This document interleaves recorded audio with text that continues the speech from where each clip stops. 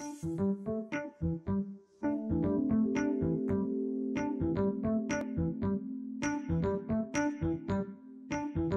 datang Sobat Desain Bandung. Nama saya Raka Ibrahim. Malam ini saya moderator kalian untuk diskusi ini. Kebanyakan konten perkenalan saya sudah dicuri oleh Lord Cobra barusan. Sehingga saya cukup merangkum jadi persoalan sederhana saja. Ini obrolan saya dengan Kang Ucok beberapa kali, nggak cuma tadi siang ketika kita bicara tentang konten diskusi ini, tapi sejak berbulan-bulan sebelumnya, bertahun-tahun sebelumnya, sejak era kita bicara Taman Sari, kemudian ketika Elos masih menjadi Dago Elos masih jadi pertentangan banget ya waktu era Festival Kampung Kota pertama. Gerakan teman-teman di ruang yang biasa disebut titik api atau tempat-tempat yang butuh intervensi itu selalu bersifat reaktif. Ada persoalan, kita datang. Ada api, kita padamkan. Ada alasan kenapa disebutnya titik api, karena butuh firefighter seperti kalian semua. Persoalannya kan Andanya ini harusnya community organizer bukan damkar ya. Sehingga harusnya pada satu titik kita berhenti untuk sekedar merespon. Tapi bagaimana bisa melakukan sesuatu yang lebih proaktif, yang lebih disengaja, yang mengantisipasi problem, bukan sekedar ada masalah, oke, kita kelabakan, kita dagang kaos homicide, kita turun gunung. Karena kaos lu mulu yang didagang. Kalau kaos Bars of Death kurang laku soalnya, mohon maaf ya. Sarang ya. Tapi bagaimana intervensi bisa dilakukan secara lebih sengaja. Malam ini sudah ada dua narasumber yang sangat kompeten dan sangat mengerti metode desain intervensi sosial yang sengaja di berbagai wilayah, tidak hanya di Indonesia, tapi juga di berbagai belahan dunia. Tadi saya bertanya kepada Kang Ucok apakah anarko tidak bertepuk tangan. Mohon maaf, Anda harus tepuk tangan biar kayak diskusi. Di ujung paling kanan saya sudah ada dengan topi yang sangat ciri khas Pak Martin Katopo. Tolong tepuk tangan dulu buat Pak Martin.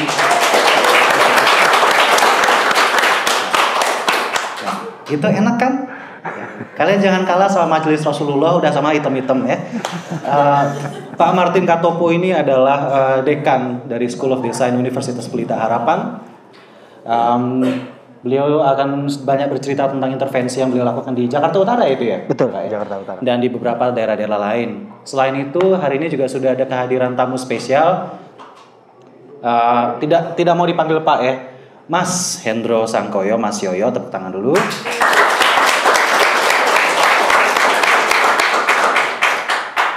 Sudah, nggak usah kelamaan tepuk tangan. Mas Yoyo adalah co-founder dari School of Democratic Economics, Sekolah Ekonomi Demokratik, dan juga pelajar di situ sampai sekarang ya. Dan beliau akan banyak bercerita tentang intervensi-intervensi yang terjadi di seluruh dunia. Jangan takut mentang-mentang kedua pembicara malam ini adalah dekan dan akademisi yang sangat serius dan bertampang seram. Karena kami akan memberi kesempatan untuk sedikit pemaparan supaya ada pemantik.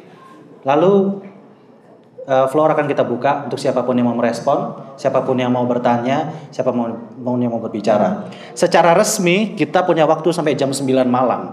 Ada sobat bernama Banu di depan situ yang berfungsi sebagai timekeeper kita. Tetapi secara tidak resmi kita akan diskusi di sini sampai dibubarkan. Selamat malam, semoga seru. Saya berikan floor untuk Pak Martin terlebih dahulu untuk sharing. Silakan Pak Martin, terima kasih.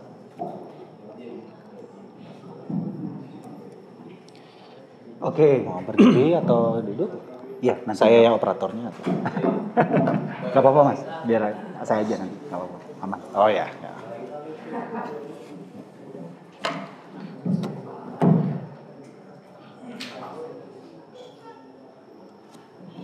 Oke, selamat malam rekan-rekan semua. Pertama-tama saya ucapkan terima kasih dulu untuk Kang Ucok yang sudah mengundang saya. Saya merasa sangat terhormat sekali karena memang bisa berkontribusi di Bandung Desain Biennale dalam passion yang sedikit berbeda dengan pameran-pameran yang ada di dalam Bandung Desain Biennale ini justru membuat saya yakin untuk datang dan sharing kepada rekan-rekan semua, karena ketika ingin berbicara mengenai desain inklusif gitu ya, desain yang bisa menjadi pendorong inovasi sosial, saya langsung sangat tertarik untuk datang dan sharing ke teman-teman sekalian. Saya juga mengucapkan terima kasih juga karena sudah dibuatkan diskusi ini. Nanti juga akan diskusi dengan Kang Yoyo, akan seru sekali juga dengan Kang Yoyo, saya yakin, karena akan berbicara tentang sekolah ya Kang Yoyo, nanti kita lihat sama-sama nanti itu. Nah, tadi Kang Raka sempat ngomong bahwa ada beberapa daerah, tapi ini saya mau fokus di Jakarta Utara. Kenapa di Jakarta Utara? Karena ini grass banget. Ini kegiatannya baru aja kemarin pagi. Bukan selesai, tetapi hampir selesai gitu. Di mana kita melakukan aktivasi bersama warga di Sukapura RW 10 di Jakarta Utara. Sebenarnya kemarin itu ada 3 RW ya, RW 1 dan 2 dan 10 Sukapura di Jakarta Utara. Nah, tapi sebelum saya ke sini, saya akan bercerita dulu tentang latar belakang, atau supaya teman-teman nanti bisa sama-sama kita sepakat gitu ya. Yang soalnya gini, kadang-kadang suka kalau dalam diskusi gitu ya, pertanyaan pertama itu sebenarnya biasanya suka ditanya gitu ya, desain sosial itu apa sih gitu ya.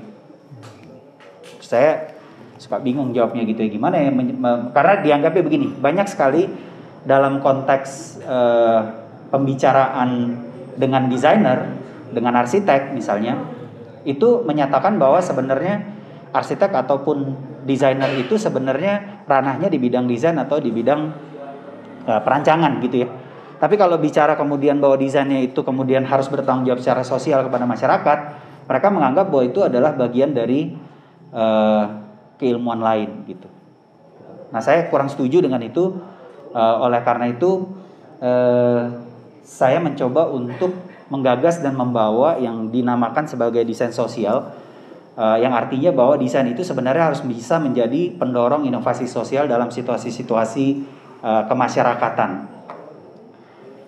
Semangat ini juga yang kita bawa di School of Design Universitas Pelita Harapan. Dari dulu waktu saya menjadi pengajar gitu ya, saya merasa bahwa kita itu sebagai seorang desainer dan juga praktisi arsitektur, saya merasa bahwa desain kita itu seharusnya benar-benar bisa berhubungan dan berkomunikasi langsung, berbicara langsung dengan situasi-situasi yang memang lekat dengan konteks di mana desain itu berada gitu.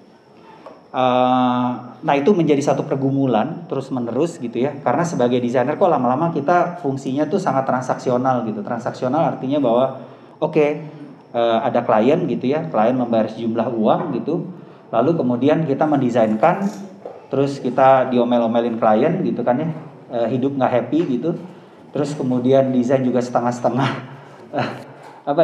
setengah-setengah bukan idealisme kita juga gitu, terus kemudian ya sudah gitu.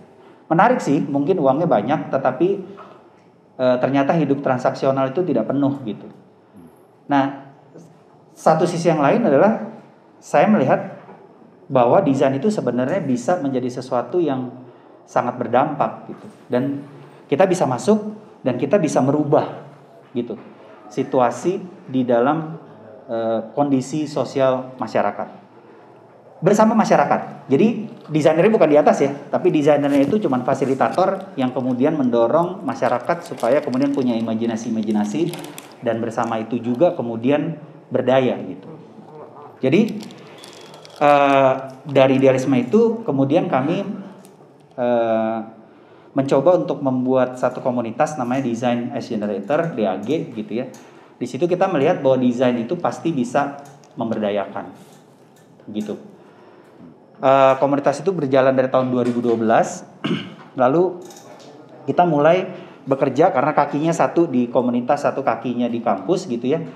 Saya mulai mengajak juga mahasiswa-mahasiswa untuk turun langsung gitu ke lapangan untuk bisa menggunakan keilmuan desainnya itu untuk berguna gitu di masyarakat. Jadi jauh sebelum konsep kampus merdeka yang sekarang lagi rame misalnya, itu sudah kita coba lakukan. Dan ternyata hidup jadi penuh gitu ya, full gitu, karena tidak terbeban transaksional tadi gitu ya, dan kemudian bisa melihat desain itu dari perspektif yang berbeda. Nah, kami melihat gitu ya, dari desain sebagai generator itu kami sebenarnya melihat itu desain itu ada di tahapan strategi atau desain sebagai strategi. Jadi ini saya ambil sederhana aja, sebenarnya bisa didapetin dari mana aja gambar ini, the design ladder gitu ya. Kita bisa lihat dari the non design, terus kemudian form giving, terus kemudian as process, baru terakhir di atas itu ada desain strategi gitu. Nah, harapannya kita mau sampai di atas. Jadi kalau kita bicara desain itu sebagai pendorong inovasi sosial, dia harusnya sudah ada di atas. Jadi desain bertindak atau berlaku sebagai strategi. Dia bukan lagi sebagai form giving gitu ya. Atau tadi sebenarnya sebagai proses tuh cukup menarik dan kompleks ya. Tetapi ada yang lebih di atas lagi ketika melihat desain itu sebenarnya sebagai sebuah strategi. Nah, kalau dia udah jadi sebuah strategi, berarti kan titik dia di paling atas gitu ya. Sehingga banyak sekali sebenarnya sendi aktivitas yang harus dilakukan gitu. Dan ia kemudian bukan lagi cuman awal atau akhir, tapi keseluruhan, dan bukan cuman proses, tapi keseluruhan itu berkelindan, sehingga nanti proses penciptaan itu akan melibatkan aksi gitu. Jadi kalau kita mau masuk nanti ke desain sosial yang ada aksinya gitu, ada actionnya, ya harus sebagai strategi gitu. Jadi kalau nggak sampai di situ, ya berarti kita akan sulit untuk melakukan kegiatan action tadi di dalam desain. Nah, oleh karena itu maka kalau dia bisa begitu, maka desain itu bisa kita anggap bisa menjadi satu pendorong terjadi satu inovasi sosial, kurang lebih seperti itu. Nah, sehingga apa sih yang dimaksud itu gitu ya? Di mana kemudian desain itu memunculkan inovasi-inovasi yang bisa membuat perubahan di dalam konteks masyarakat tertentu, dan perubahan itu transformasional dan dia bisa berdaya gitu, empower. Nah, ini yang kompleks sebenarnya gitu ya, sulit gitu. Nah, dari studi yang kita lakukan, kita melihat bahwa ada 3 hal penting kalau kita mau lihat desain itu sebagai satu pendorong atau sebagai strategi inovasi sosial. Yang pertama itu kita harus melihat peran, dalam konteks ini adalah peran champion gitu ya. Tentang champion di sini bisa desainer, bisa arsitek, bisa warga, bisa arsitek warga dan pemerintah. Ya, nanti kita akan lihat dalam cerita ini ada konteks pemerintah juga. Semua kelindan ini kita harus pahami perannya, sehingga memang peran itu menjadi sangat penting. Ketika kita mengetahui peran-peran yang ada dalam satu komunitas, niscaya kita bisa tahu gitu bahwa banyak sekali yang sebenarnya bisa kita lakukan bersama-sama. Yang kedua adalah aktivitas. Jadi pasti fokusnya adalah terhadap aktivitas. Bagaimana kalau kita mau melakukan satu proses pemberdayaan, kalau kita tahu peran, maka kita tahu juga aktivitas yang ada dalam komunitas tersebut, sehingga kita bisa melakukan satu intervensi yang tepat gitu. Gitu ya. Ini sederhana sih kelihatannya, tapi prosesnya kompleks ya. Yang terakhir tentu saja konteks gitu ya.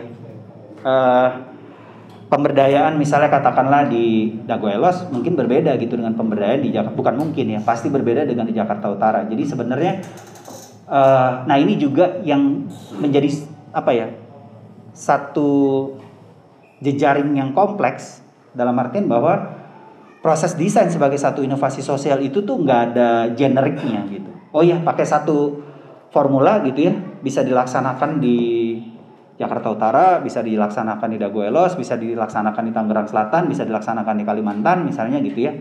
Karena sebagai komunitas misalnya waktu itu kami juga sempat melakukan community action plan di Kalimantan gitu, menghadapi perusahaan-perusahaan bekerja sama sebenarnya dengan perusahaan gitu ya, dan membalik pesanan dari perusahaan gitu untuk menjadi satu rencana aksi masyarakat yang baik gitu, kurang lebih seperti itu. Nah, jadi konteks itu jadi sangat penting untuk kita pahami. Walaupun katanya konteks is overused term gitu ya, kalau di desain gitu. Saya nggak bicara konteks-konteks yang di dalam desain itu, bukan gitu ya. Ini konteks dalam konteks kemasyarakatan dan pemberdayaan. Nah, saya mau cerita di Jakarta Utara Jadi sebagai anggota komunitas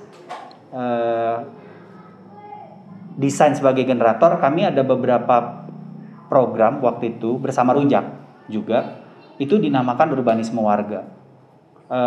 Desain sebagai generator bersama Leptanya itu mewakili Tangerang Selatan pada saat itu. Nah, ketika kami mewakili sebagai Tangerang Selatan, Rujak cukup tertarik dengan apa yang kita lakukan di Kampung Pucung. Saya tidak cerita di dalam hal ini. Tadi mau cerita Kang Ucok, cuman nggak jadi karena ini aja deh. Ini lebih jelas ceritanya. Nah, kemudian pada saat tahun 2019 ada program Community Action Plan, rencana aksi masyarakat yang digagas oleh Gubernur DKI Jakarta, gitu ya. Kami dipanggil untuk membuat Community Action Plan. Jadi Gubernur DKI Jakarta tahun 2017, gitu ya, itu punya program yang ceritanya bottom up, gitu ya, banyak hal yang sifatnya bottom up. Nah, pada saat pelaksanaan awal, jadi salah satu yang digagas adalah bagaimana peningkatan kualitas kawasan permukiman kumuh di Jakarta. Ada 465 kampung kumuh yang diidentifikasi. Lalu Pak Gubernur, gitu ya, membuat ini menjadi satu kegiatan strategis daerah, yang dimana kegiatan strategis daerah ini kemudian kalau mau dibuatkan perencanaannya itu harus dari bawah. Kira-kira pesan beliau gitu ya. Rencana aksi masyarakat. Sehingga digagaslah Community Action Plan. Setelah dibuat Community Action Plan, tahun depannya dibikin Collaborative Implementation Program, CAP dan CIP, gitu ya, singkatannya begitu. Nah, waktu beliau mulai menggagas itu tahun 2017, 18 dilaksanakan, 19 dilaksanakan, itu dilakukan oleh konsultan. Ya. Lalu kemudian ada kritik gitu ya terhadap pelaksanaan yang sudah dilakukan itu, karena hasil dari konsultan itu luar biasa, bagus sekali ya. Kami sudah lihat contohnya bagus sekali, tapi nggak punya engagement kepada warga yang lebih gitu. Jadi ini dikritik oleh DPRD, kemudian DPRD minta untuk bekerjasama dengan universitas. Disitulah kemudian UPH dan kami sebagai komunitas sebagai generator itu masuk. Lalu kami mendapat 4 RW kumuh di Jakarta Utara, yaitu RW 1210 Sukapura dan RW 10 Semper Timur. Keempat RW ini dianggap kumuh dan diperlukan peningkatan kualitas gitu ya. Yang menugaskan kami adalah Suku Dinas Perumahan Rakyat dan Kawasan Permukiman SDPRKP Jakarta Utara. Nah, ini saya ingin menceritakan kenapa ini saya angkat supaya teman-teman nanti kita bisa lihat gitu ya. Bagaimana sinergi sebenarnya akademisi kami dari UPH gitu ya, / komunitas desain sebagai generator, warga dan pemerintah gitu ya. Menarik nih gitu ya. Sinergi dengan pemerintah ini saya angkat sengaja gitu supaya kita bisa melihat juga gitu ya posisi dan peran pemerintah itu sebenarnya apa sih gitu kan. Nah, si Community Action Plan ini dilaksanakan dari bulan Maret 2021, berakhirnya harusnya bulan November tapi kita terlambat ya, kira-kira sampai Desember 2021. Nah, kemarin itu adalah acara besarnya, nanti kita akan lihat acara besarnya. Tapi yang saya mau angkat dari keempat RW itu adalah RW 10 Sukapura, karena dia khusus sekali nih, RW 10 Sukapura gitu ya. Kenapa dia khusus nanti saya akan ceritakan. Nah, sebelum kita ke sana, saya kasih lihat nih, ini dasar hukum pelaksanaan CAP/CIP. Jadi di kepemerintahan gitu ya, nggak ada yang disebut rencana aksi masyarakat itu sesuatu hal yang baru gitu ya. Benda apakah ini gitu ya. Lalu karena itu dibuatlah serangkaian peraturan-peraturan untuk mengakomodir itu. Lalu ketika kemudian dari konsultan pindah ke universitas, dibuat juga serangkaian peraturan-peraturan untuk mengakomodir itu juga, karena nggak pernah ada nih gitu ya kerjasama CAP gitu ya, pembuatan rencana aksi dengan universitas gitu ya, swasta pula. Nah, ini beda lagi ya, kalau negeri katanya udah biasa gitu kan, swasta lain lagi gitu ya gitu. Nah, jadi dibuatlah peraturan-peraturan tersebut ya, artinya ini menunjukkan satu itikat baik gitu ya, bahwa dibuat nih CAP/CIP untuk mendasari dan punya payung hukum tersebut. Nah, yang menarik, saya mau kasih lihat kenapa ini jadi penting. Ini adalah identifikasi dari pemerintah sendiri waktu mereka bikin ya, yang namanya isu kumuh itu sebenarnya ini mereka suka nih kalau bikin-bikin ginian gitu ya. Tapi ini yang sangat menarik buat saya adalah kita udah tahu lah ya sama-sama ya. Nomor 1 lahan, pasti udah tahu. Nomor 2, sarana prasarana fisik nih ya, biasa kita lihat fisik. Sosial budaya dan ekonomi, sesuatu yang alien juga buat suku dinas perumahan misalnya gitu ya. Karena sesuatu yang baru gitu. Tapi yang terakhir mereka mengidentifikasi sendiri bahwa ada permasalahan tata kelola. Kenapa jadi penting gitu ya? Kita highlight di sini. Karena gitu ya, isu kumuh dalam artian tata kelola itu adalah antar mereka sendiri gitu. Ya. Penyebab isu kumuh gitu di kota itu adalah karena tata kelola mereka yang juga semrawut gitu. Ya. Kerjasama antara suku dinas gitu ya. Kerjasama antara suku dinas dan dinas, kerjasama antara dinas dan PUPR gitu ya. Kejenjangan birokratis itu mereka sudah paham bahwa itu adalah merupakan persoalan di dalam pembentukan isu kumuh di dalam kampung sendiri. Jadi itu menarik buat kita. Buat saya ya, terutama gitu di akademisi, oh iya. Ternyata akibat hal-hal tersebut banyak hal yang akhirnya menyebabkan terjadi hal ini juga. Nah, sekarang saya masuk. Kami mengembangkan yang namanya metode untuk desain ya. Kalau kita balik lagi ke desain, itu adalah metode yang kira-kira bisa merangkum tindakan penelitian gitu ya, desain dan action gitu. Kenapa penelitian tetap penting teman-teman? Gimana pun juga kalau kita mau melakukan satu aksi, kalau kita mau melakukan satu intervensi, desain itu intervensi ya.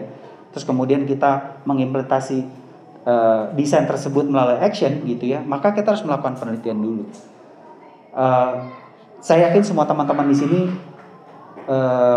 tahu betapa pentingnya sebenarnya kedudukan research atau penelitian itu gitu. Saya bukan berbicara karena saya akademisi gitu ya. Saya nggak pernah melihat diri saya sebagai seorang akademisi juga 100% gitu ya. Tapi research itu menjadi satu hal yang penting karena itu bisa mendasari hal-hal yang sekiranya nanti perlu konfirmasi dan rekonfirmasi gitu. Nah dalam konteks ini metodologi yang kita bangun itu adalah metodologi kita sebut sebagai desain sebagai generator. Itu secara sederhananya adalah kalau kita lihat di atas, kita akan melakukan satu pra penelitian lapangan gitu ya untuk mencari tahu situasi masyarakat sebelum adanya intervensi. Nah ini penting banget. Di dalam action itu kadang-kadang kita langsung lakukan action terus kita lupa mengukur dampak. Atau kita udah ukur dampaknya tapi kita lupa mengukur sebelumnya. Jadi kita nggak pernah tahu sebenarnya yang kita lakukan ini sebenarnya merubah seberapa banyak gitu. Udah bagus gitu. Yang tadinya nggak ada mural jadi ada mural. Omong kosong gitu ya misalnya gitu. Yang tadinya nggak ada air bersih sekarang jadi air bersih. Tapi kita nggak pernah punya data awalnya gitu. Ya sering lupa nih. Gitu. Sehingga kita harus melakukan dan mencari data awal tersebut supaya kita nanti bisa melaporkan ini loh perubahannya sekian persen, ini loh perubahannya sekian angkanya dan segala macam. Teman-teman di sini pasti jagoan action, jangan lupa yuk neliti gitu. Perlu untuk research karena kita perlu data ini diperbandingkan dengan data ini sehingga bisa memunculkan dampak dan kita bisa kasih tahu. Dan persoalan dampak ini jadi penting banget buat semua stakeholder. Warga akan senang melihatnya gitu ya dan semakin bersemangat. Pemerintahnya juga senang gitu melihat, yang lainnya juga komunitas dan segala macam juga tahu bahwa apa yang mereka lakukan itu benar-benar berdampak. Nah, jadi kemudian baru kita melakukan desain gitu ya, intervensi desain. Di sini innovate-nya gitu ya. Kita melakukan satu inovasi. Inovasi ini kemudian setelah kita lakukan inovasi ini sederhananya saja, baru kita ukur dampaknya gitu. Kira-kira setelah itu apa sih yang terjadi gitu ya? Ada perubahan apa yang terjadi gitu. Nah ini ada serangkaian, nanti kan ini kan presentasinya ada di Kang Banu ya. Nanti Kang Banu boleh share, ada sederetan metode-metode yang nanti teman-teman bisa ikutin ya, dari mulai antropologi, lalu kemudian metode pengukuran kuantitatif, kualitatif dan lain-lain. Tinggal dipilih aja gitu ya nanti bagaimana melakukan. Nah secara khusus di dalam metodologinya desain sebagai generator itu, karena dia adalah kombinasi dari participatory action research dan design thinking. Design thinking ini waktu kami olah dijadikan versi Indonesia gitu ya, namanya Riung Design. Ya, namanya Riung Design. Nah, dalam Riung Design ini kurang lebih teman-teman pasti sudah tahu ya, berempati, kemudian kita mencari data, temukan, lalu kemudian kita mengonsep, bedakan, lalu kemudian kita menjadikan dengan prototipe, lalu kita melakukan uji coba. Gitu. Ya, dan proses ini iteratif, terus-menerus terjadi. Gitu ya. Nah sekarang saya masuk di dalam proses temukan di Sukapura, Jakarta Utara. Dalam proses temukan itu ada 4 yang harus kita lakukan. Community engagement itu udah pasti. Talk to experts ini penting. Talk to experts itu bicara dengan siapa? Bicara dengan para ahli. Para ahli ini bisa perencana dan paling utama adalah kalau dalam konteks ini karena berkaitan dengan pemerintah dengan para suku dinas gitu ya. Lalu kemudian immersion konteks, kalau di sini gambarnya gitu ya. Nah, ini saya cerita sedikit, terpaksa saya harus agak maju dikit. Sukapura ini ada di bantaran kali. Situasinya begitu. Gitu ya. Ada di bantaran kali. Nah, dan padat ya, satu pemukiman yang padat.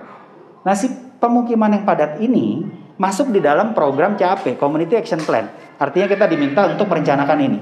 Waktu kita cek di RDTR, ini harusnya lahan biru dan lahan hijau, gitu. Jadi dia nggak ada, gitu. Terus kita tanya dong ke suku dinas, loh, Pak, ini harusnya nggak ada. Maksudnya apa? Kita disuruh bikin CAP, gitu kan ya? Kita disuruh bikin CAP, terus mereka bilang, kita juga baru tahu nih, gitu. Ternyata dia ada di lahan biru dan di lahan hijau. Waktu dicek ke suku dinas Cipta Ruang dan Cipta Karya dan Tata Ruang, oh iya benar, mereka itu ada di dalam lahan biru dan lahan hijau. Artinya mereka nggak boleh ada di situ. Tapi masuk di CAP, gitu ya. Terus gimana dong? Gitu kan? Oh ya udah, kalau kami dari SOD dan DAG, ya kita lanjut merencanakan. Kita nggak mau ikut campur. Begini, kita akan bantu untuk advokasi warga, tapi kita nggak mau bantu mereka untuk pindah gitu. Risiko lu gitu ya, maksudnya gitu ya. Mohon maaf, kira-kira gitu kan ya. Jadi ya kita dimintanya untuk melakukan perencanaan bersama warga kok, gitu ya. Nah. Oleh karena itu, di sini jadi penting nih talk to expert. Kita ngomong sama Cipta Karya, Sumber Daya Air, Balai Besar Sungai Ciliwung. Di sini nih semua nih muncul. Kita temuin aja semua tadi isu tata kelola tadi gitu kan. Ribut deh mereka gitu ya. Oh nggak bisa ini begini. Ya nggak tahu dah. Gitu ya kira-kira gitu. Nah, immersion konteksnya waktu itu ngeliatlah di Bandung gitu ya. Apa nih yang di... Apa sih ini? Lupa deh saya tuh. Cikapundung ya? Teras Cikapundung. Iya betul. Terus kemudian analogus researchnya coba aja lihatlah skywalk gitu ya. Mungkin siapa tahu si bangunannya mesti dikatasin dari kali kira-kira begitu. Lalu kemudian kita mengumpulkan data ya dan seterusnya. Nah, di sini juga penting. Pemerintah punya data yang banyak sekali. Kita harus ambil itu semua dan kita melakukan berdasarkan 11 parameter yang mereka berikan. Gitu. Dan kita minta semua data yang mereka punya. Lalu kemudian kita kumpulkan, disinilah kemudian kita lihat gitu ya. Sebenarnya secara sejarah mereka udah dari tahun berapa nih? 1968 di situ. Pelan-pelan masuk. Oke, thank you. Terus akhirnya tahun berapa itu PTSL gitu, ya. PTSL itu artinya bahwa mereka berusaha untuk ini status lahan gitu ya, mengajukan ke pemerintah untuk melegalitaskan mereka punya lahan. Nah ini kita bisa lihat nih peta RT RW-nya udah nggak ada kan mereka gitu ya. Peta tata guna lahannya juga nggak ada. Nah ini situasi kondisinya yang sekarang ya. Tapi kita udah diskusi dengan mereka, kita bicara, kita cari tahu sampai mana mereka punya perjuangan. Prinsipnya dari sekian banyak rumah di situ baru ada 2 yang. Nah tapi ini menarik, ada 2 yang dapat sertifikat. Nggak tahu dari mana sertifikat. Nggak ada yang ngaku juga. Oke. Ya. Nah, ini pentingnya kita bicara data, teman-teman ya. Saya sih sebenarnya dengan tim gitu ya, ada istri saya juga di sini yang juga ikut dalam mengurus ini. Kita sebenarnya nggak mau ikut, tapi kita lihat gitu ya. Dari parameter-parameter yang disediakan pemerintah, dan ini menurut saya adalah satu hal yang baik gitu ya. Kita bisa lihat bahwa mereka memang tergolong kumuh berat, 63 kategorinya. Ya. Dari sekian banyak gitu ya, ada segala macam parameter, ada 11 yang mesti dilihat itu kira-kira mereka termasuk kategori kumuh berat. Nah dari situ kemudian kita melakukan metode riung desain yang kedua, yaitu tahap bedakan dan jadikan. Karena waktu itu lagi PPKM, jadi kita melakukan desain thinkingnya itu online gitu ya, lakukan online tapi ternyata bisa. Dan akhirnya kita menemukan, jadi gini, kalau dari design thinking itu yang paling utama itu adalah melihat rumusan masalah atau how might we-nya. Kita bisa menemukan di warga RW 10 bersama-sama warga, kita tentukan bahwa permasalahan paling utama adalah soal legalitas gitu ya. Dan bagaimana soal legalitas ini bisa direspon oleh pemerintah. Yang kedua adalah bagaimana sebenarnya kita bisa membuat satu kegiatan dan aktivitas sehingga mereka itu di bantaran kali itu bisa lebih baik gitu secara desain gitu ya, secara estetik dia bisa cocok dengan karakter di pinggir kali ini. Lalu ada beberapa solusi yang akhirnya muncul berdasarkan potensi, yaitu tadi legalitas, pintu air, jalan inspeksi dan lain-lain, estetika di pinggir kali, lalu kemudian koperasi bank sampah gitu ya, dan rumah baca. Mereka punya rumah baca juga yang sangat aktif dan luar biasa di situ. Nah, saya langsung jauh gitu ya ke depan. Setelah sekian bulan kita melakukan pendampingan bersama-sama dengan mereka, akhirnya kita bikin satu acara yang kita sebut dengan warga berdaya. Di sini artinya ini suku dinas perumahan rakyat, yang akademisi di atasnya adalah warga gitu ya. Kalau kita sinergi bertiga, maka warga pasti bisa berdaya gitu ya. Kita sebut sebagai kolaborasi kreatif berkarya. Nah, teman-teman bisa lihat gitu ya, sepanjang kita melakukan pendampingan, akhirnya warga itu mau untuk mundur 3 meter gitu ya. Warga mau mundur 3 meter, mereka bongkar rumahnya nih gitu ya. Mereka bongkar rumahnya, tadi mepet di kali, mereka mundur. Dan ini bukan hal yang baru sebenarnya. Artinya di Kampung Tongkol misalnya Mas Gugun itu juga sudah melakukan hal yang sama gitu ya. Tapi kita bawa mereka waktu itu ke Kampung Tongkol untuk melihat apa yang sudah dilakukan oleh warga di sana. Dan sebagai catatan, belum ada legal juga ya di sana gitu ya. Setelah hampir 7 tahun atau lebih bahkan Mas Gugun berjuang di Kampung Tongkol. Nah, ini mereka potong ya, ada after before. Terus mereka udah mundur nih gitu ya, mereka udah mundur dan mereka udah mau sepakat. Dan ini nggak mudah, kita harus berkeliling tiap RT, ada 7 RT di sana untuk mau mundur 3 meter gitu ya gitu. Karena ada yang mau, ada yang enggak, ada yang udah punya tanah di tempat lain gitu kan ya. Ya bye-bye aja, kalau ada apa-apa ya gue pergi gitu kan, misalnya gitu ya, ada begitu. Ya ini harus kompak. Kalau nggak kompak ya nggak bisa gitu ya. Dan saya pikir ya dalam konteks ini ya kita berikan ini kepada pemerintah gitu. Ya pemerintah sampai di titik ini mungkin mereka masih agak bingung harus merespon ini sebenarnya seperti apa sih. Oke. Kemudian yang berikutnya adalah mereka mulai melakukan pembenahan. Jadi kalau di sini oke lah ya, kayaknya estetika mereka bikin ini ngecat apa segala macam, tapi tujuannya jelas supaya mereka nggak terlihat lagi kumuh dan sehingga mereka bisa bukan bisa pura-pura ya, tapi beneran mereka benar-benar peduli terhadap lingkungan yang mereka punya sehingga mereka bisa menunjukkan bahwa kami siap loh untuk menjaga kalinya juga, gitu ya.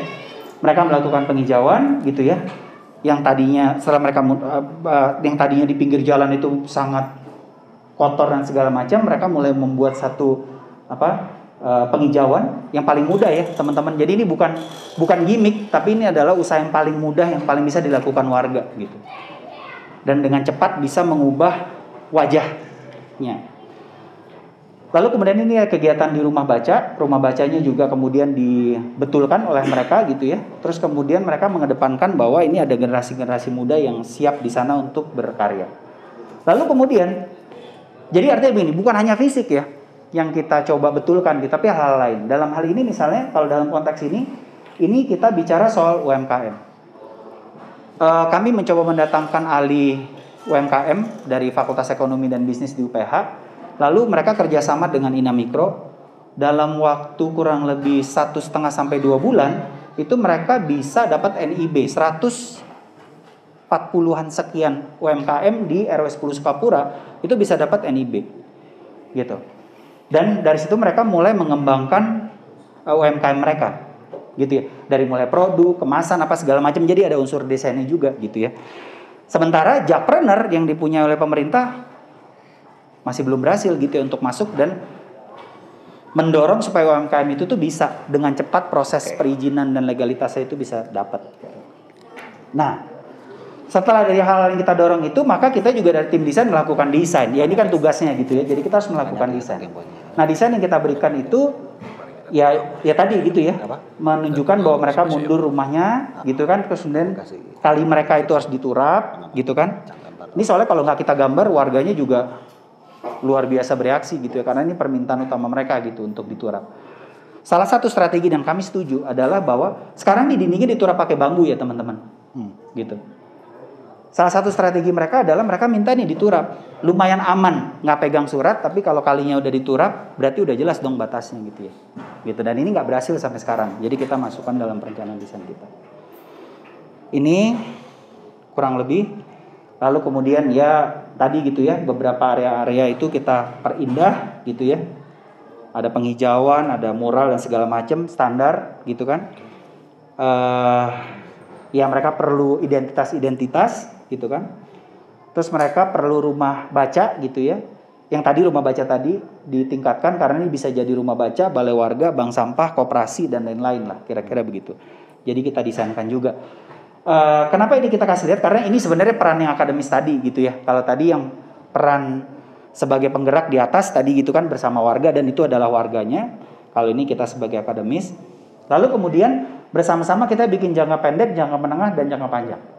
Jangka pendek yang mereka harus lakukan aksi.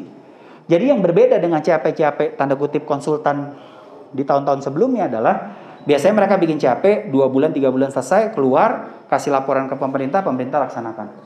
Nah kalau di sini kita bilang sama warganya dari awal, Pak, Bu, kita nggak mau bikin CAP aja ya, warga harus bergerak dan warga benar-benar harus melakukan aktivasi gitu. Sebelum nanti tahun depan perencanaan yang dikasih ke pemerintah, pemerintah akan turun kan, bawa dana untuk melakukan DCIP.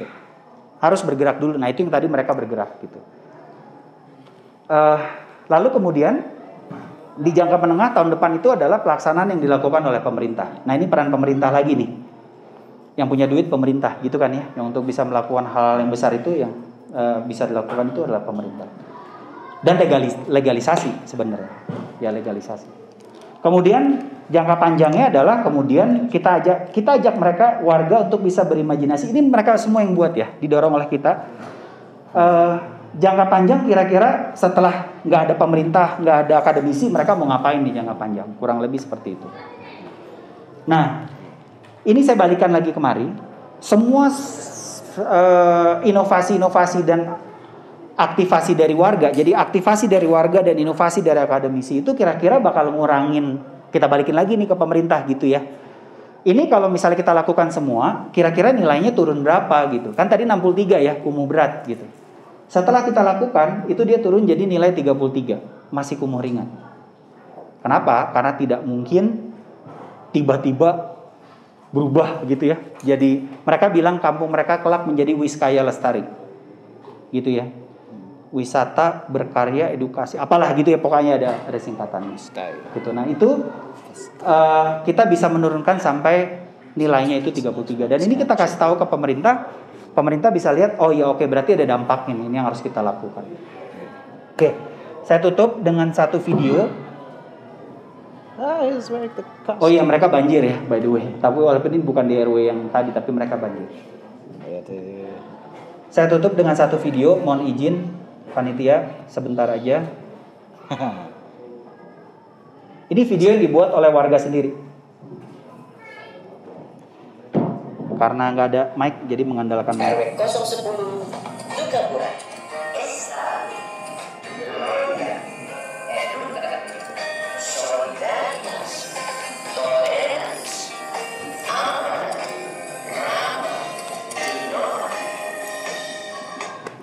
Check it out. Dari penting.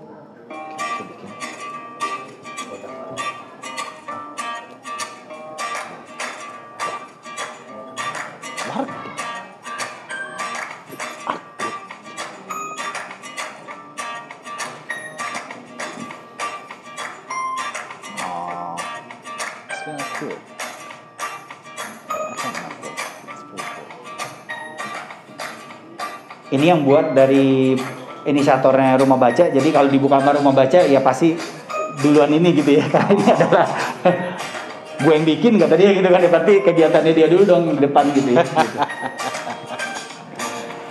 Ya jadi kemarin persis gitu ya. Kepala Dinas Perumahan Rakyat dan Kawasan Permukiman Jakarta datang, suku dinas datang. Kita laksanakan ini juga di rumah salah satu anggota DPRD DKI yang ditinggal di RW 1 Sukapura yang katanya kumuh itu juga gitu ya.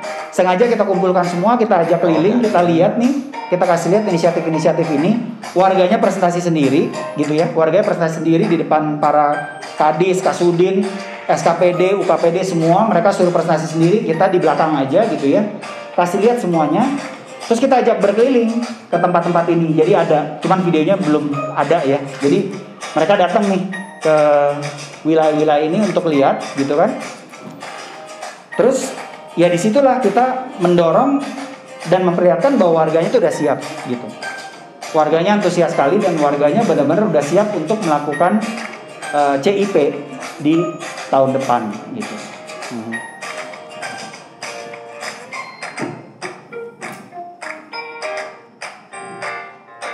Nah ini penghijauan-penghijauan yang mereka inisiatif sendiri gitu ya. Ya kita dorong sebagai fasilitator tapi benar-benar hanya minim sekali gitu.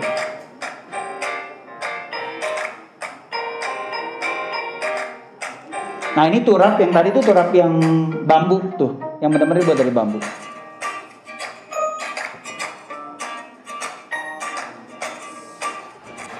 Itu pancong tarts, pantat jadi pancong tarts. Jadi pantat kalau disingkat. Kita belum mendampingi soal namanya, nggak apa-apa, kayaknya cukup baik gitu. Nah ini UMKM tadi gitu ya. Ini UMKM tadi yang barusan dari Namikro, terus ini pelatihan-pelatihan ini tadi yang rumah potong ya, rumah dipotong.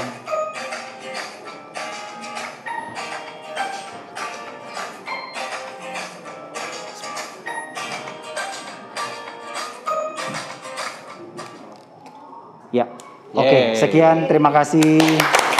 Mohon maaf waktunya terlambat. Thank you. Pak Banu, kita beralih kepada MacBook produk Steve Jobs. Oh, nggak bisa ini ya? Pas. Oh, bisa. Oke. Duh, nggak nyala ya, sudah. Teknologi. Oh, terima kasih Pak Martin. Terima kasih. Saya masih salah fokus sama Pantats tadi.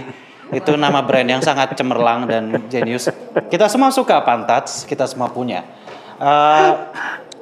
Ada beberapa catatan yang menarik dari pemaparannya Pak Martin tadi. Pertama, kalau bicara konteks sedikit, itu Kampung Sukapura itu berarti di daerah Gading ya? Betul. Iya. Nyebrang dikit langsung kita lihat mall-mall yang hebat itu. Mall-mall hebat itu. Oke, bagi yang tidak terlalu konteksnya, Kelapa Gading itu gini. Teman-teman pernah nonton film Aquaman atau Waterworld? Kira-kira itu Kelapa Gading setiap Januari dan Februari setiap tahun tanpa pernah berbeda. Itu adalah daerah banjir yang cukup parah, tapi kulinernya juga asik. Saya tahu karena saya 2 tahun di Gading dan mengalami Avanza di sungai dan di jalanan, itu spektakuler kali. Jadi ketika konteksnya itu adalah kampung pinggir kali dan banjir, itu relevan. Tapi ada beberapa catatan yang menarik dari pemaparannya Pak Martin tadi. Pertama, kalau teman-teman perhatiin dalam presentasi tadi, dalam setiap langkah dari awal sampai akhir ada keterlibatan pemerintah. Itu kan mungkin cukup kontras dengan banyak intervensi sosial di ruang-ruang kota di mana pemerintah terlibat rata-rata sebagai antagonis. Gubernurnya muncul di perangkat Toro Margens di situ kan. Sementara di sini sejak awal yang menginisiasi adalah pemerintah. Dan ada sedikit paradoks di situ bahwa pemerintah alias top meminta perubahan dilakukan secara bottom ke top. Which is very interesting. Terima kasih pemerintah Jakarta telah mengendorse anarkisme. Aku memang tahu Anies itu progresif. Yeay. Aduh. Anyway, kita akan membicarakan itu lebih jauh nanti ketika forumnya terbuka. Dan menarik banget tadi Pak Martin juga sedikit sekilas nyebut soal Kampung Tongkol. Itu dekat-dekat Kampung Lodan juga kan? Betul. Ya, saya sekitar 3-4 tahun lalu sempat beberapa kali barengan anak di Kampung Lodan dan memang menarik banget. Di situ sama kan bantaran kali dan mereka diminta untuk mundur rumahnya. Yang merupakan cara halus untuk mengusir pada saat itu menurut mereka. Pada saat itu warga juga secara berinisiatif untuk memotong rumahnya di Kampung Lodan. Kampung Tongkol juga waktu itu. Betul. Tapi mereka memosisikan memotong rumah itu sebagai protes. Jadi kalau teman-teman ke Kampung Lodan 3-4 tahun lalu itu benar-benar rumah yang dipotong separuh, ya kan? di pinggir-pinggirnya kelihatan ini ruang makan, ini kamar mandinya segala macam seperti diorama. Itu situasi yang jujur li menarik banget. Dan tapi di kampung Sukapura proses yang sama di mana warga secara sukarela memotong rumahnya dan mundur dari bandaran kali terjadi juga, tapi kali ini dia menjadi bagian dari program bukan sebagai bentuk protes. Apakah itu hal yang baik? Apakah itu hal yang buruk? Gimana peranan pemerintah seharusnya? Dan bahkan tadi sekilas Pak Martin sempat menyebut ada peranan korporasi juga kadang-kadang dalam proses seperti ini ya di awal-awal, walaupun mungkin tidak spesifik ya. Kita akan diskusikan itu lebih jauh nanti di forum. Untuk sementara waktu ini kenapa belum muncul? Apakah yang Memang sedang belum, terjadi? saya menunggu. Oh gitar, oh ya. Kakak. Padahal saya nunggu. Kita tidak berkomunikasi, mungkin sedang Mercury retrograde. Kita memberikan floor untuk Pak Hendro Sangkoyo. Oh, Mas Hendro Sangkoyo dari School of Democratic Sekolah Demokratik Ekonomi Demokratik. That's very catchy. Silakan, Mas Yoyo. Saya berikan waktu. Pak Banu, Anda kembali menjadi antagonis untuk urusan timekeeping ya. Terima kasih. Tepuk tangan dulu buat Pak Yoyo. Silakan.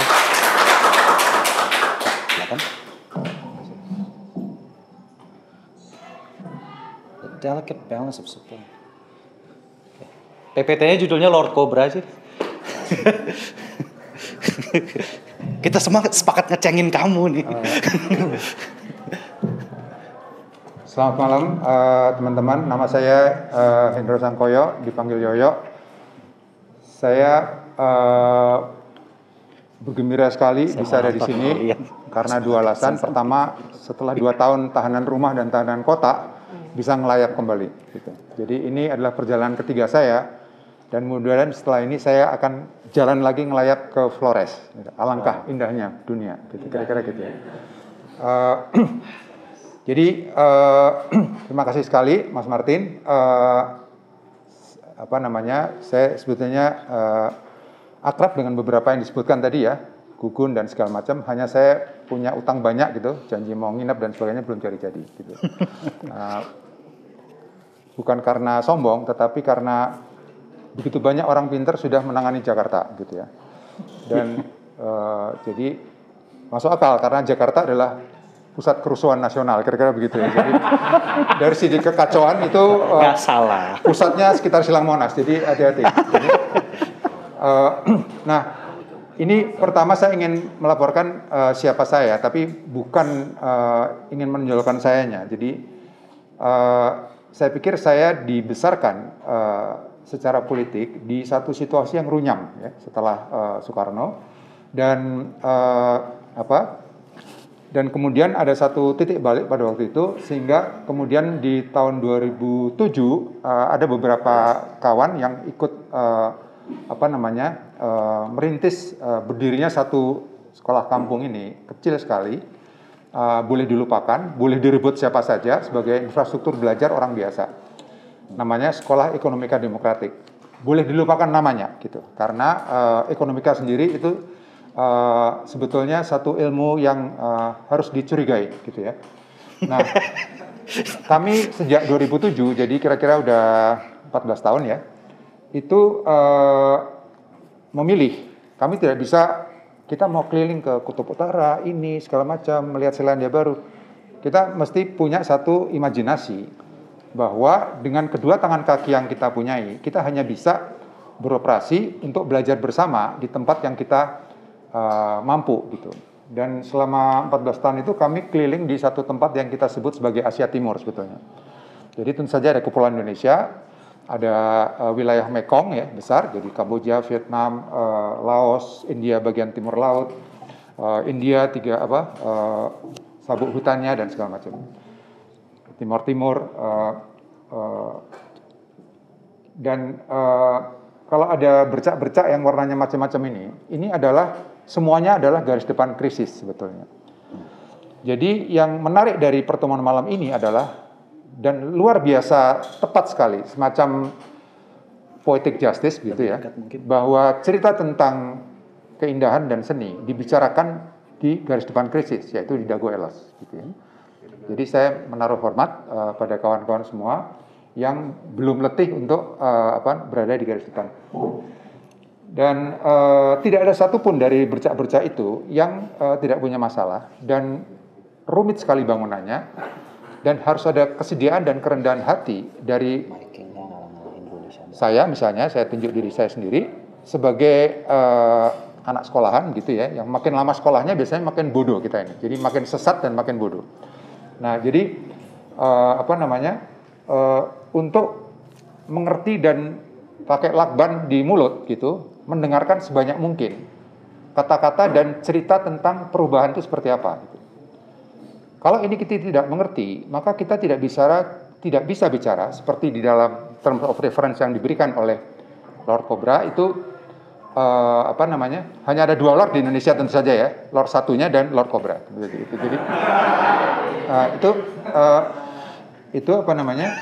kalau kita tidak mengerti, kita pikir orang itu tertawa ya, seorang mama tertawa gitu, padahal dia sedang mewek misalnya gitu. Jadi ini penting sekali, karena tidak mungkin kita bicara tentang audience atau authorship atau produser seni tanpa menaruhnya di dalam konteks apa dia dibicarakan.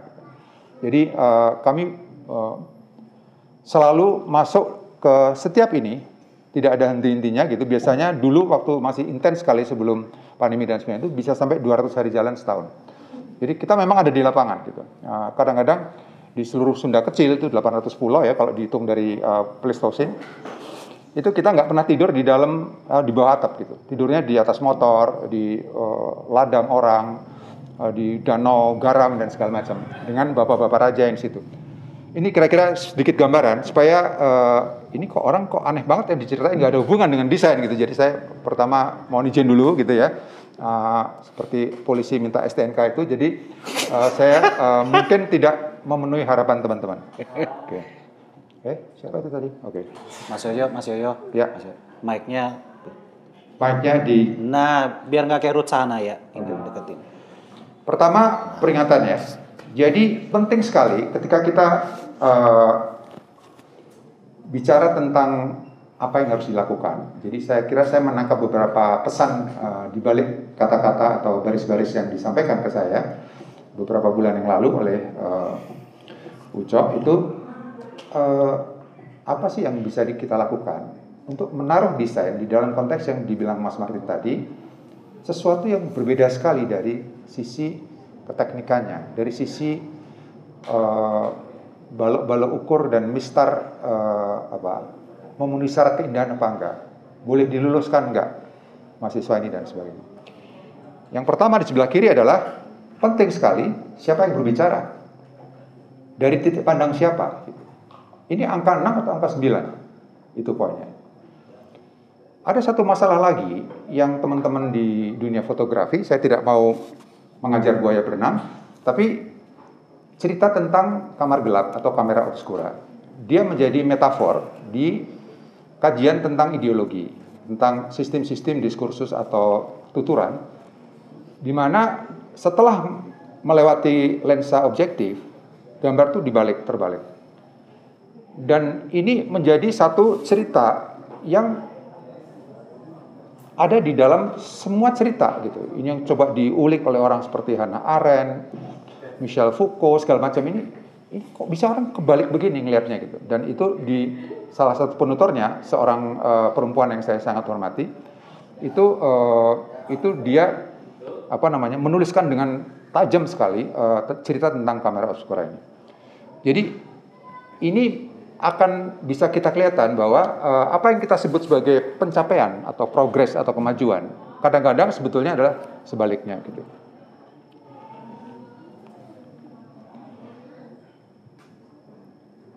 Kita baru saja selesai bukan menyaksikan, mendengarkan sirkus yang bernama Conference of the Parties dari Sekretariat Konvensi Kerangka PBB untuk Perubahan Iklim. Ya. Sudah 26 kali bikin COP gitu.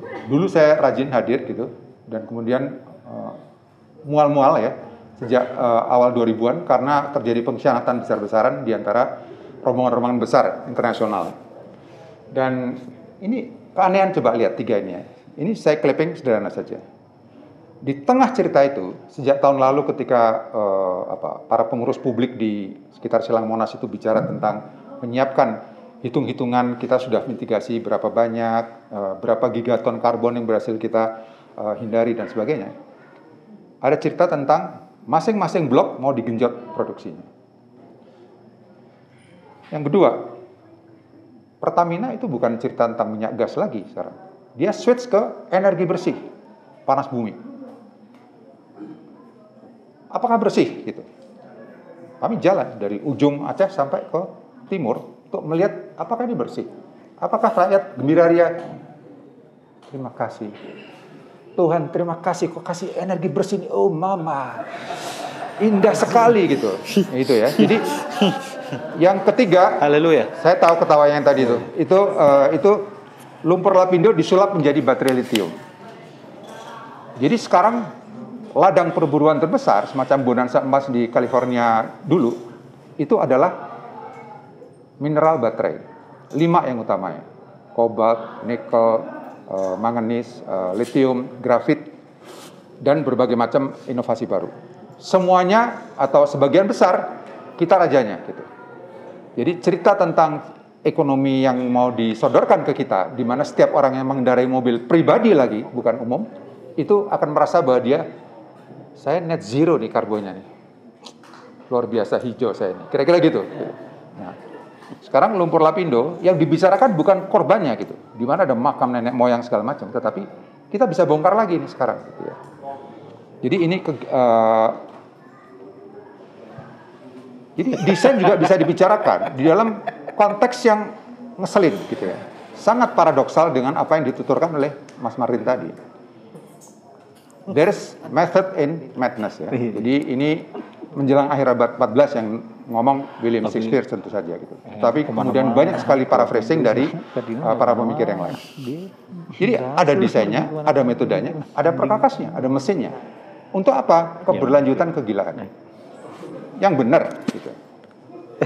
Nah, kita lihat sekarang. Jadi situasinya mirip seperti ini gitu. Kita mau disakiti, tapi kalau kita disakiti itu menghasilkan produksi di tempat lain. Orang jualan topi itu gitu ya. Dan dia senyum begitu orang lewat, kena pentung lagi nih, bruk jatuh gitu, dia lain kali beli topi dong, dia beli topi gitu. Jadi ini semacam karikatur untuk nunjukin cerita yang nggak ada habisnya gitu. Semacam vicious circle yang going to the bottom gitu. Dan kita semua tahu itu. Tetapi kita pura-pura nggak tahu gitu ya. Kita pikir ala ini halusinasi, perubahan iklim, dunia segini besar nggak mungkin rusak dan segala macam. Nah, jadi ini menarik untuk kita pertimbangkan. Ini tentu saja teman-teman tahu ya. Jadi sekali lagi saya mengucapkan selamat dengan berbagai macam cerita barunya. Ini ada satu langkah di mana orang biasa bisa istirahat malam dengan tidurnya cukup nyenyak gitu ya. Gitu. Di pelupuk matanya itu ada sebuah cerita indah gitu. Setiap orang di Berdegoelas gitu ya. Tapi ini ada awalnya. Segala sesuatu itu ada mulainya gitu ya. Jadi cerita Dago Elos itu seperti semua cerita itu ada mulainya, ada awalnya. Dan mulainya itu di awal abad ke-17. Gitu ya. Namanya mungkin bukan Dago Elos dulu gitu ya. Dago Cau mungkin apapun lah pokoknya gitu ya. Nah, pada waktu itu tentu saja kita tahu settingnya, ada satu rezim fiskal dan militer sekaligus dan perampok sekaligus bernama VOC. Tanpa VOC kita tidak bisa bicara kapitalisme, kan dia yang merupakan pelopor dan sekarang dipelajari kembali kaitan-kaitannya, termasuk rezim-rezim hukumnya gitu. Nah, kalau kita mau menaruh desain di dalam konteks yang strategis untuk keselamatan manusia dan alam, mau nggak mau kita mesti belajar lebih susah payah sedikit gitu. Nah, ini saya hanya ingin melaporkan di awal-awal cerita di abad 17 itu kurang lebih antara 1609 sampai 1630. Itu Jawa ini dibongkar habis ya di utaranya dan masuk sampai ke cerita Preanger ini ya. Gitu. Korban pertamanya adalah harimau. Gitu. Ya, bukan istilahnya kalau sekarang ini rakyat miskin kota. Gitu. Jadi saya jarang sekali mendengar rakyat kaya kota gitu ya. Nah jadi mereka lah yang menyerang. Bahkan satu gubernur jenderal sebelum 1610 itu menulis surat ke Belanda. Ternyata lebih berbahaya harimau dari penduduk pribumi, gitu. Jadi karena bisa 2 sampai 5 orang mati disikat harimau di Jakarta, di Batavia, gitu ya. Dan sekarang kita lihat apa yang terjadi di seluruh pelosok Indonesia. Ada yang pakai kapal keruk dari Belanda segala macam itu. Ini bukan untuk sentimen Eropa, enggak. Ini sejarah yang harus kita mengerti, gitu ya. Ini agak kurang begitu jelas, tidak untuk dibaca detail, tetapi saya ingin menunjukkan apa yang terjadi di Dago Elos dan Taman Sari itu persis serupa, tidak ada bedanya dengan apa yang terjadi di pulau-pulau kecil di seluruh Indonesia. Prosesnya itu, pertama ini adalah ruang hidup orang biasa, kemudian diberi konotasi bingkai jurisdiksi, dan kemudian dia ditumpangi lagi dengan berbagai agenda yang sulit sekali untuk dihadapi oleh orang biasa, gitu. Bahkan oleh yang merusak, gitu. Terus kalau sudah begini bagaimana gitu. Jadi kita urutin semua kasus-kasus itu kita periksa, dan ini saya bandingkan Taman Sari dengan Pulau Wawoni'i yang untuk keperluan dibongkar itu dia diganti namanya menjadi Kabupaten Konawe Kepulauan. Isinya ya Pulau Wawoni doang gitu, supaya dia dapat aparatus kekerasan yang memadai. Gitu ya. Jadi cerita untuk menjawab yang kelihatannya mudah dituturkan tadi oleh Mas Martin, padahal sulit sekali, itu adalah pada level apa kita bisa bicara tentang sesuatu yang bisa mengubah gitu ya. Nah, jadi kami memutuskan waktu belajar sama-sama ini bahwa nggak mungkin ini diterusin, orang ngomong karbon kita ngomong karbon, orang ngomong ini kita ngomong ini terus dan sebagainya. Jadi kita mengambil jarak, lalu kita bertanya dulu, orang itu tinggal di mana setiap orang. Dan itulah yang kita lakukan begitu kita masuk kampung. Coba tunjukkan ruang hidupmu. Enggak di Pulau Alor, kita ngomong dengan segerombolan pendeta di situ, di mana ruang hidupmu, gitu ya. Jangan dipotong ya Mas. Ini kurang dikit gak Mas? Nah, ada satu ekonom tua sekarang sudah meninggal tahun 1994 meninggalnya, namanya Nicholas George Surohan, orang Romania. Dia filsuf betul gitu, dan dia selalu fokus pada bukan ceritanya gitu. Jadi bukan misalnya ini orang pegang kamera misalnya gitu, tetapi dia mau lihat bayangan di samping bayangan yang tengah itu gitu. Namanya penumbra gitu ya. Jadi bayangan kedua yang samar-samar sekali. Kenapa dia konsentrasi di situ?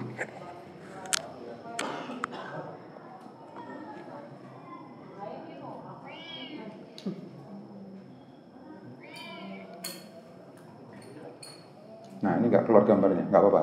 Jadi intinya adalah gini, kita tidak bisa menggunakan logika saja, tetapi kita harus menghormati satu wilayah yang disebut oleh dia itu sebagai non-mechanistic view tentang hidup gitu. Jadi artinya dia bongkar semua cerita bahwa setiap hal itu bisa dihitung besar kecilnya, hanya karena ada besar dan kecil. Gitu.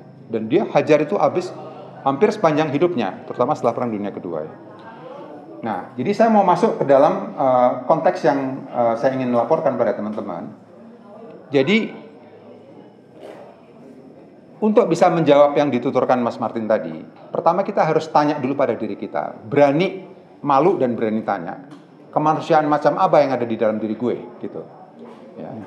Di dalam cerita yang industri besar misalnya, misi kemanusiaan itu pasti bagus. Itu pasti bawa air bersih, segala macam. Ini bukan ngeledek ya, gitu. Ada dapur umum dan segala macam. Itu cerita tentang imajinasi kita dibombardir oleh cerita tentang kemanusiaan. Tapi ada kemanusiaan versi B yang brutal sekali, gitu. Dan kalau kita tidak paham bahwa ada kegilaan dan brutalitas itu, kita ilusi, gitu. Nah, jadi saya taruh di bawah sekali ini ada kemanusiaan versi B ini, gitu. Nah, untuk mencapai ke satu kata kunci tadi, merancang sebuah kata kerja yang bisa dipakai oleh manusia untuk belajar bersama melawan perusakan dan memulihkan derita atau kerusakan, kita harus melampaui beberapa hambatan atau halangan ini. Pertama ada politik bahasa yang dikaitkan dengan reproduksi kapital. Tadi itu misalnya, oh ini energi besi, energi rendah karbon dan sebagainya. Lalu dinamika atau jejak ruang waktu dari entropi atau kekacauan itu disamarkan sehingga orang biasa nggak pernah baca itu secara jelas di media gitu. Nah, jadi ini anunya ya, catch-nya di situ gitu. Jadi untuk bisa mundur dari cerita yang sangat teknokratis atau gerakan yang sifatnya sangat mekanistik gitu ya. Ini kita udah menang nih di The Gold Loss. Menang sampai kapan? Setelah ini apa nggak ada bahaya dan sebagainya. Kami masuk lebih dalam untuk mendengarkan pengalaman batin dari orang gitu ya. Kata kuncinya adalah pathos ya, atau derita gitu ya. Tetapi dia bisa menghasilkan trauma. Kalau trauma sendiri-sendiri nggak apa-apa. Ini trauma kolektif gitu.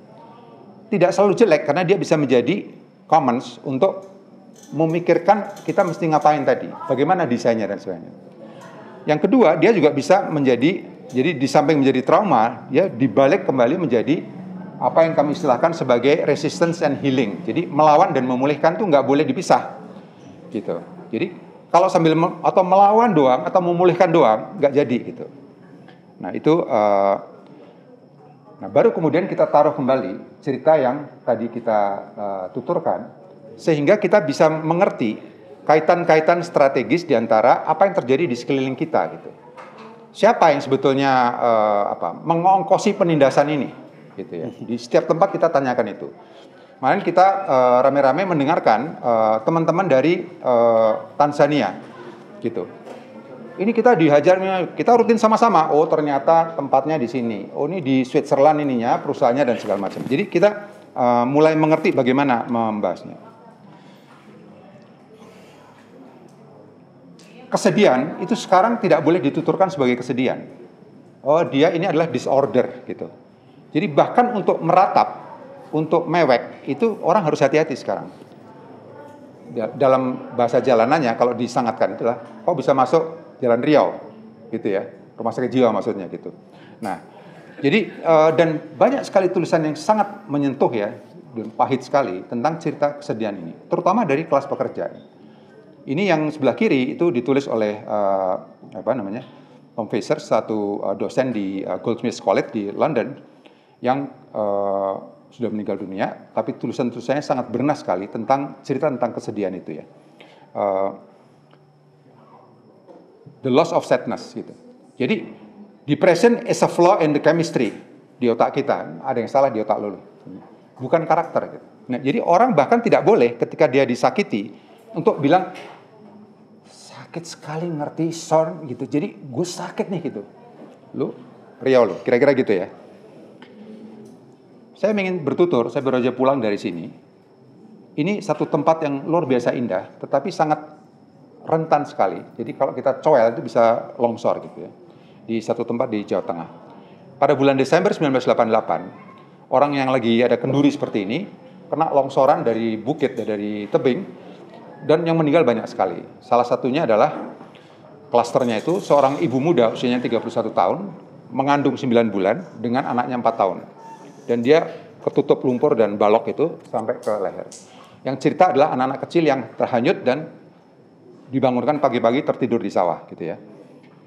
Tepat 30 tahun kemudian, derita itu dituturkan di depan 1000 kali lipat. Sekitar 2018. Mohon perhatian, mohon izin, akan terjadi derita 1000 kali lebih besar. Kalian bisa mati, bisa enggak, tapi semua bukit-bukit ruang hidup kalian akan dibongkar semuanya. Tempat madu, segala macam, kami mau ambil batunya di bawah. Nah, ini saya masukin satu-satu di peta 545 nama. Saya pisahkan yang perempuan mana, yang laki mana dan sebagainya, dan kita ngobrol di situ. Pahit sekali gitu. Gitu ya. Jadi ini juga itu yang saya bilang tadi, ada cerita madness di dalam madness itu punya desain gitu ya. Nah, saya cepatkan saja karena sudah makin galak yang di sebelah sono gitu. Jadi saya mulai lagi dari sini barangkali ya.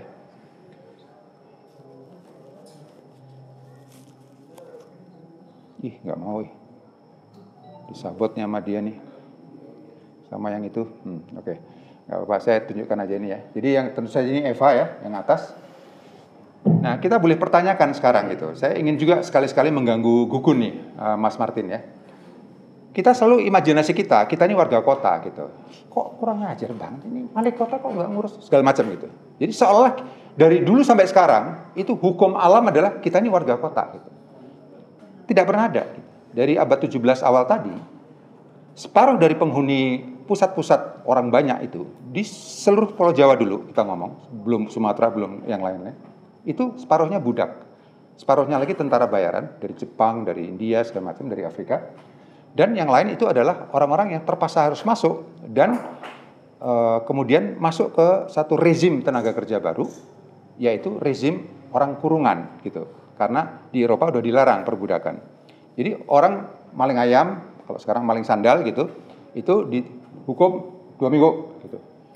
2 minggu keluar, di sininya pakai besi, lalu dia jalan, kamu bikin jalan di sana, kamu masuk tambang sana gitu. Seluruh Indonesia. Namanya kettinggangers bahasa Belanda, namanya ringgangers gitu. Itu bertahan sampai 2 abad gitu. Sekarang itu dituliskan kembali oleh anak-anak muda di Belanda, pelajar-pelajar yang kemudian mencoba menunjukkan pada negara-negara yang pernah dijajahnya bahwa kau mesti bongkar cerita itu gitu. Dikit lagi. Nah ini saya cepatkan aja ya. Itu pulau-pulau kita dihabisinya, dikorbankannya seperti itu ya, yang kiri itu. Setiap pulau digituin. Ini cerita dari Batang sampai ke pantai selatan. Ini sejarahnya sejak 1799 ketika VOC yang dikdaya itu bangkrut dan meninggal dunia karena korupsi. 1799. Kami urutkan setiap tahun kita perbarui sampai 2019 sebelum pandemi. Lihat berkumpulnya kekacauan. Ini yang harus dihadapi dengan pertanyaan yang strategis tadi itu. Berkumpulnya hanya dari 1969 sampai 2019. Rapat semua kekacauannya. Ekstraktivismenya, semua dibongkar ruang hidup rakyat itu. Nggak ada perkecualian. Gitu ya. Dan ini dibilang sebagai mekanisme untuk mitigasi perubahan iklim. Diakui sendiri bahwa ini akan membongkar lebih banyak. Gitu. Jadi kita akan menghadapi kekerasan lebih banyak lagi. Jangan terlalu sibuk atau terlalu gembira bisa tidur malam. Nah, ini agak rumit gambarnya. Barangkali ini yang terakhir ya. Saya pengen nunjukin begini. Saya agak berdiri supaya nggak terlalu pegel, tapi ini penting untuk ditunjukkan sedikit. Jadi gambar ini pengen menunjukkan, merespons pertanyaan yang diajukan oleh, saya kira, Ucok dan Mas Martin barangkali di TOR itu ya. Karena di situ dituturkan tentang bagaimana ya menaruh cerita tentang supaya seni ini nggak gitu-gitu aja. Supaya audience dan produser itu relasinya tidak seperti kalau teman-teman baca Walter Benjamin ya, itu work of arts in the age of mechanical reproduction, fotokopi segala macam itu. Jangan salah, cerita tentang sebuah desain dan spectator atau penggunanya itu hanya satu aja kemungkinannya dari cerita yang lain yang terjadi bersamaan. Jadi cerita tentang ada satu sastrawan Inggris ya abad 19 namanya William Morris. Dia bikin satu novel bagus sekali. Si penutur novelnya itu tanya sama orang-orang di sekitarnya, peradaban itu apa? Terus dia jawab sendiri, ngomong semua. Tahu nggak? Peradaban itu adalah kesengsaraan terorganisir. Gitu. Asik banget ya. Organized misery gitu. Nah, jadi di tengah cerita itulah kita harus bicara desain hari ini gitu. Jadi saya pengen nunjukin nih, ya ada hukum yang tidak dituliskan. Ini ada ahli hukum ya di belakang, mohon izin Mas. Jadi saya takut salah ini. Jadi ini si William Morris tadi ya. Setiap ceruk yang menjalani sejarahnya sama-sama, orang Dayak Bentian, orang semua di tiap pulau itu bisa ada ratusan kan. Itu punya jenis waktu dan jenis ruangnya sendiri. Tidak bisa diukur dengan mistar. Gitu. Jadi misalnya di pulau-pulau di sekeliling tiga teluk di Pulau Halmahera, itu begitu dia masuk teluk, semua layar diturunkan dan semuanya itu bahasanya adalah bahasa udara dan air dan sebagainya. Jadi nggak bisa pakai kartesian itu hitungannya gitu. Nah, juga kalau ada yang belum nonton, saya sangat menyarankan tontonlah film 4 seri yang namanya adalah Eat All the Brutes. Bisa dicek di kalian penggemar Netflix ya, gitu. Jangan sampai nggak nonton. Tapi siap-siap mual gitu ya. Jadi saya ngecek ke beberapa teman, saya kasih gitu, baru 1 udah kelenger gitu. Karena pahit, sadis dan getir sekali. Tapi itulah sejarah dari cerita kolonialisme. Jadi ada baron atau robber baron dan ada brutes yang boleh dimakan. Bukan ditindas ya, diusir, dimakan gitu. Gitu ya. Dan ini sejak abad 17 itu detail sekali. Ada hukum namanya hukum perampokan. Kita sesama perampok jangan saling toel dong gitu. Nah, dia bergerak serentak dengan natural law 1609 sampai 1621. Itu Jan Pieter Soenkoen itu bilang begini, executive order 40 pemilik tanah di Pulau Banda, potong kepala, habis itu mutilasi. Kok bisa gitu? Di tengah masyarakat Eropa yang beradab. Itu dituliskan oleh orang bernama Hugo Grotius, bapak dari International Relations. Nah, jadi cerita-cerita ini sekarang masuk ke cerita yang Dago Elos ini gitu. Jadi kesatuan-kesatuan sosial ekologis yang punya sejarah panjang, Dago Elos misalnya, itu sekarang ditaruh di dalam tempat khusus namanya zona ruang waktu pendudukan dan pengorbanan gitu. Kalau nggak ngelawan, ya sampai habis gitu, diusir gitu ya. Salahnya tinggal di situ. Ini kan wilayah pembangunan cuy gitu. Lu salah lu sendiri gitu. 39 orang mati. Gubernurnya bilang gini, ya takdir gitu. Ada 2 diantaranya tuh umurnya sama-sama 6 tahun ya, Emma sama Esa namanya. Harusnya kalau dihitung angka harapan hidupnya tuh 70 tahun. Dia mati semuanya hari yang sama, 6 tahun umurnya. Jadi kehidupan tuh bisa direnggut dalam cerita ini gitu. Bagaimana kita harus mendesain satu proses belajar bersama sehingga cerita ini bisa kita akhiri. Kita sekarang pakai beginian. Karena rumahnya semua virus-virus pembawa berita dan pesan-pesan kode itu, ya, RNA, DNA dan segala macam, itu dibongkar habis-habisan. Lalu dia memilih tempat pondokan yang baru kan, yaitu kita, sel-sel yang mereproduksi kehidupan. Masih ada beberapa lagi, tapi saya mau tutup mulut. Terima kasih sekali atas toleransinya. Terima kasih.